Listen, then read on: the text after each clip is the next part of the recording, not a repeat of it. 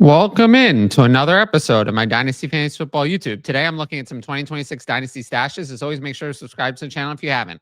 Let's go. So I like to start with a player who's higher up in the rankings. And this time I'm going to go with Blake Corum. And I want to talk about Blake Corum because Blake Corum doesn't have enough value to show up on a buy video. We're not going to be talking about buying Blake Corum. But Corum has been a lot better this year. And in 12 games, he has 89 carries, 422 yards, 2 touchdowns, 4.7 yards a carry, and 5 catches for 10 yards. We haven't seen the receiving work from Corum, but I will say that Kyren Williams hasn't been good in that area either, nor has been getting a lot of work. It's more been that the Rams don't throw the ball to the running back at all. And that role has been replaced with a lot of Davante Adams, which is fine. I mean, it's been more effective than throwing the ball to the running back, so I can't blame them. But here's kind of my take on this situation. We've seen a recent uptick in work from Corum. He's averaged 10 carries a game over the past 6 weeks and has earned about a third of the snap share, more or less. Both Williams and Corum are averaging 4.7 yards per carry, but it goes beyond the yards per carry. I think we have to talk about being honest about the difference between Kyren Williams and Blake Corum. Nothing. No difference. When I watch the Rams, they're 23 and 22. When I watch the Rams and I look at the offense, and it's on red zone or whatever, and I'm looking, I cannot immediately tell, is it Kyren Williams in the game or is it Blake Corum? That's not good.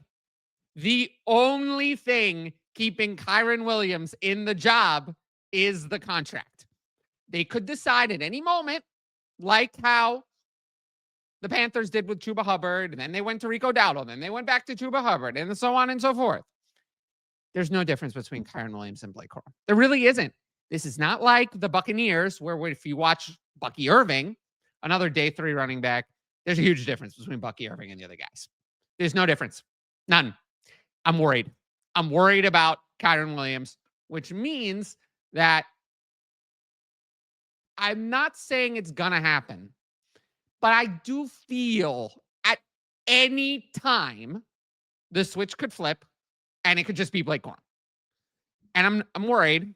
And for those reasons, that's why I have Blake Corum as a dynasty stash. Because obviously, who's ever starting in that offense is going to be very valuable. So we have to talk about him there. Now, next player. Again, Isaiah Likely is not on waivers. That's not why we're talking about Isaiah Likely. I'm talking about Isaiah Likely because Isaiah Likely is a player who could gain dynasty value in 2026. Of course, he's in the news recently because, and I'll be honest, this blindsided me.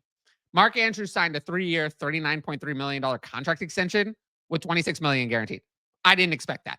I did not expect that. Both Andrews and Likely were free agents going into 2026. I thought they'd probably let Andrews walk and re-sign Likely.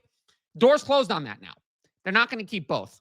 But I heard a lot of uninformed people saying, oh, Isaiah Likely is dead. Oh, no, it's over. Oh, those people don't even know that Isaiah Likely is a free agent. So he's going to have his opportunity in free agency to sign somewhere. Could be better than the Ravens, somewhere that doesn't have anemic passing volume.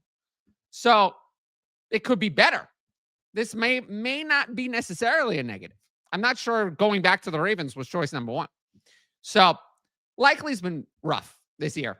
18 catches, 223 yards, 25 targets, 2 catches, and 24.8 yards a game. But we have to look at some context.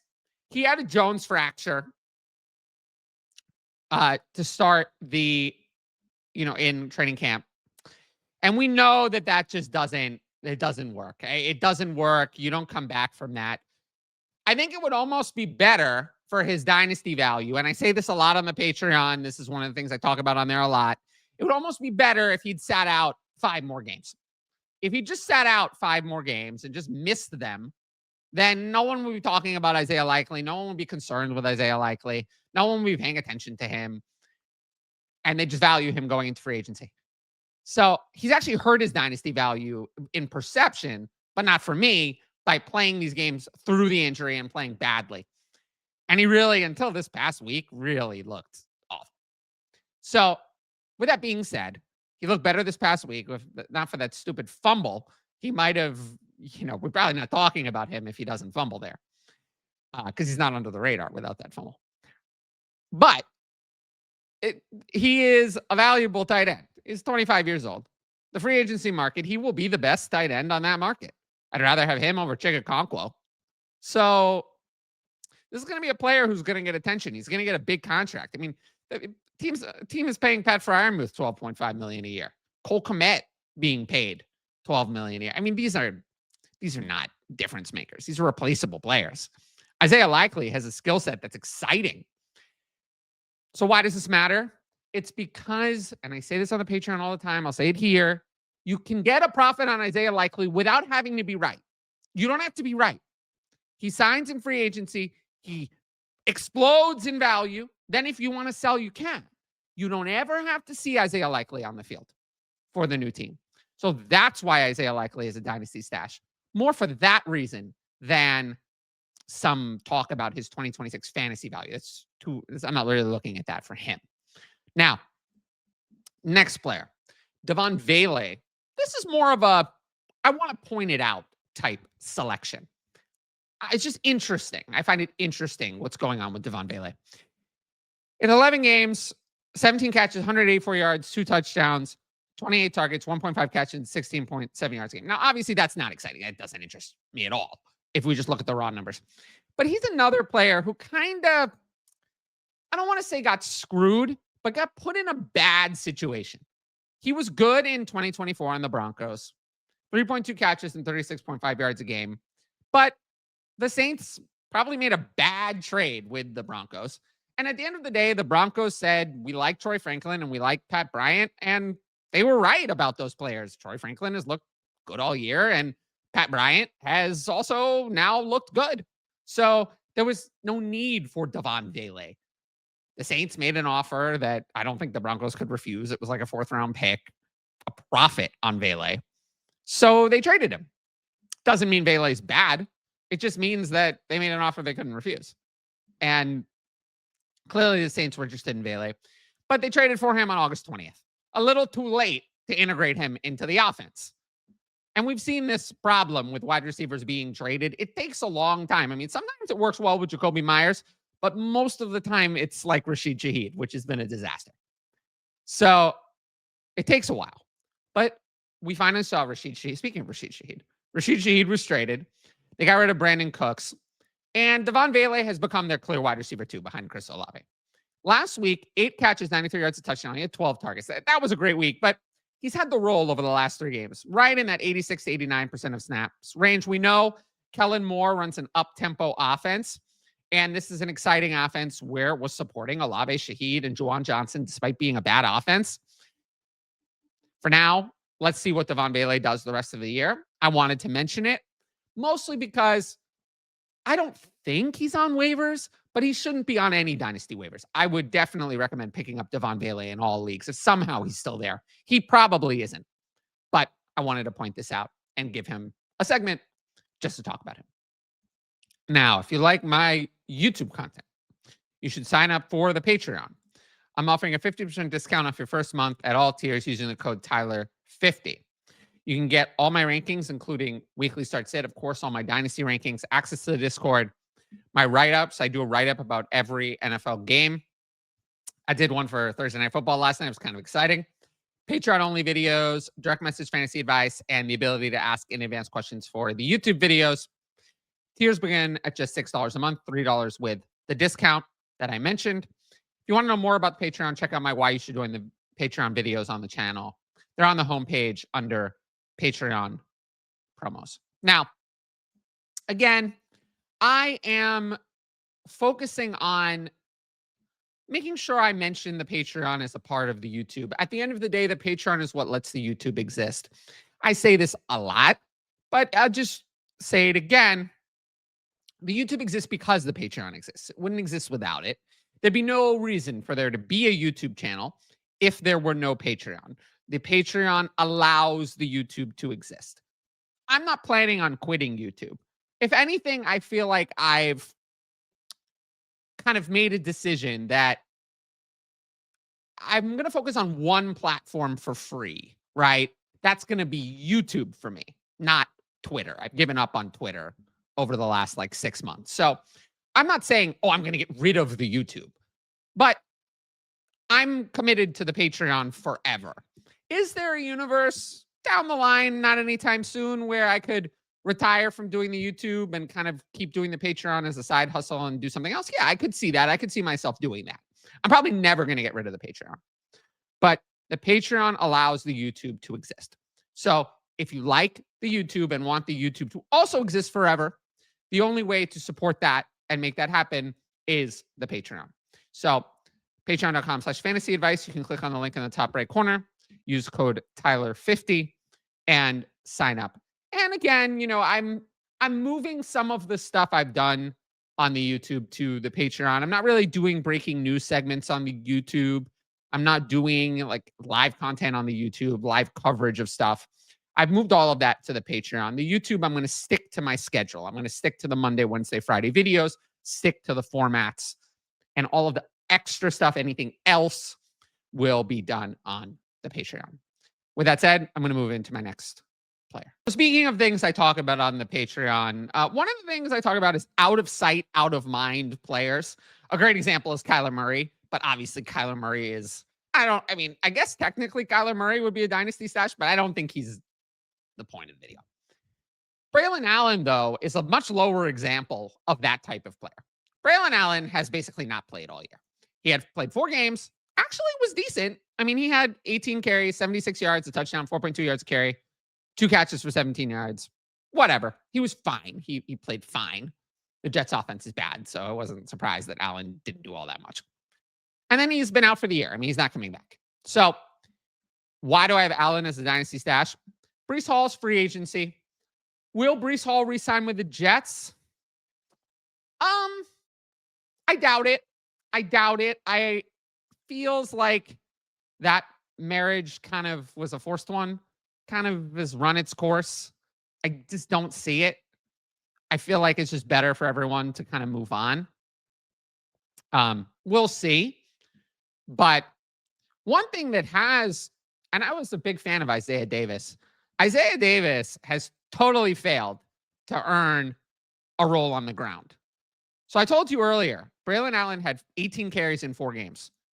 In 12 games, Isaiah Davis has 26 carries. That's nothing. That's actually a lot less than I would have thought, even though Allen's been out since week 5. Davis does have 15 catches, 118 yards on 22 targets. So what I could see is that Braelon Allen is the lead back next year with Isaiah Davis mixing in on passing downs, kind of is a little bit of an ugly committee. But I don't think, one thing I've kind of ruled out is that Isaiah Davis is going to become the Jets starter. That's not happening. We would see more carries from Isaiah Davis. I know Breece Hall is good, but we would see maybe 60 carries, 70 carries. They don't want to use Isaiah Davis as a runner at all. So that hasn't happened. So what's happened is they've given more carries to Breece Hall when Braelon Allen went down. So for those reasons, I kind of like Braelon Allen as a stash. Not worth much, but throw in on a trade. Probably, I mean, if you're making a trade, is someone really going to say, oh, I'm not doing that trade because you want to include Braelon Allen? Probably not. So that's kind of where I'm at, especially since, there's just always a stink around the Jets. Nobody really values the players on the Jets. Maybe rightfully so, but it can help you get some value in Dynasty. Now, speaking of out of sight, out of mind, this is another player, and Jalen McMillan. And it's interesting because I didn't love Jalen McMillan at his value last offseason. I was pretty out on him and his value. I was definitely right about that. And then it just kind of was a shame because even after, I was right about that because they drafted Ibuka and they retained Evans and Godwin and all of that. So McMillan's value was shot before this happened. But then it's kind of a shame. He had a serious neck injury. We know neck injuries are often career ending. So I wish we had seen it on the field instead of an injury being just the end. But he had his practice window open to return, perhaps in week 15. So let's talk about what we're looking for with Jalen McMillan. I will bet against any player coming back from a serious neck injury. Basically, those tend to be career ending. So why are we talking about him then? We're talking about him because, again, it's about value. And McMillan is a player where if he flashes something, might have value because in his rookie year, it's pretty good. 37 catches, 461 yards, 8 touchdowns, 58 targets, 2.8 catches and 35.5 yards a game. But down the stretch, he was really strong. 4 catches, 5 targets, and 50 yards in all of the final 5 games. So someone could look back at that. And if he does something this year, they could say, well, maybe he's going to have a role and maybe he'll have some value. Now, he was replaced many times in the offseason by retentions and the Ibuka draft pick. Tez Johnson came in and looked kind of the same, which is also not good news for McMillan. There's all of these problems. So I'm picking him as a stash for the value. If he ever gets it, I would say sell. He's not going to show up on a sell video. He's not going to be valuable enough. But again, a lot of why we're stashing players is for value add, value gain. And he's definitely a player who, if he flashes, could absolutely do that. So that's why we're talking about Jalen McMillan. So I'm going to jump into some Patreon questions and then I'll wrap up the show. So first, I'm going to read a very long review. It's so long that I didn't put it up via like banner, but I'll read it. And I just thought this was sweet that someone took the time to write this. So I'll read it in full. Even with the offseason approaching, it's still a great opportunity to get in on the Patreon so you're well prepared to handle your rookie draft. Not only rookie prospect evaluations, but also understanding how to maneuver within rookie drafts. These can be great advantages to set up your dynasty teams that only someone like Tyler, I appreciate that, can help you reach maximum value in your rookie drafts. For reference, if you were a patron last offseason, you would have had heavy exposure to Tedero McMillan, Tyler Warren, Emeka Egbuka, Jackson Dart, Jaden Higgins, and Woody Marks. You would have avoided landmines like Caleb Johnson, RJ Harvey, and drafting Travis Hunter ahead of McMillan.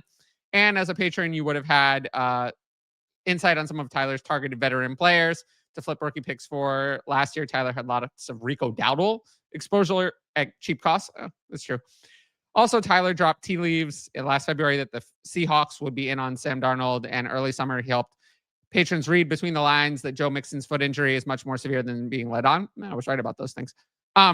2026 will be no different with these insights and is an excellent opportunity for new patrons to get those advantages to help win their leagues next season. I appreciate that. I'm glad that you took the time to write all of that. And yeah, I mean, that's a great place to get the insight like that. On the Patreon, you'll get all of those types of insights. Anyway, we'll move into the Patreon questions. How concerned are you about Lamb for playoffs and maybe Pickens' effort? Pickens' effort, and no concerns. Lamb for playoffs, I mean, it's a concussion. We just don't know how long it's going to be. Unfortunately, there's nothing I can tell you. It is what it is. So concussion, it's going to be what it's going to be. It's not something I can really help you with. Unfortunately, there's nothing I can tell you. As stated by you, with the shift of 4 to 5 super elite dynasty assets to more of a big tier of elite assets, how will this affect the players you're targeting in the offseason? It won't. It won't. It's not going to make any difference.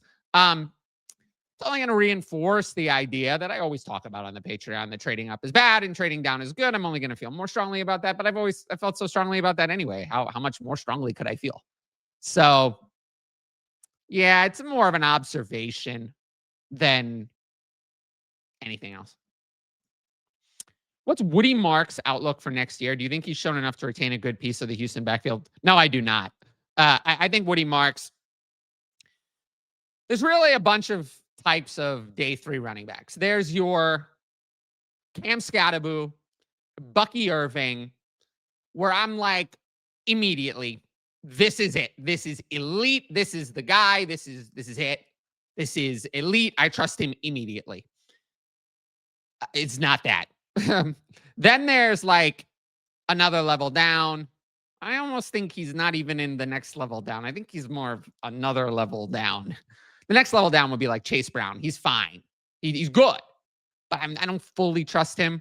Woody Mark's not even that. He's a whole other level down, kind of like Damian Pierce. I mean, we've had guys like this. I don't see anything from Woody Marks. I am not impressed at all. He's done nothing with his opportunity. I'm out on Woody Marks entirely. I would be surprised if Woody Marks is even the leader of the backfield. Retain a good piece. What's a good piece? I don't know. But whatever it is, I'm not interested.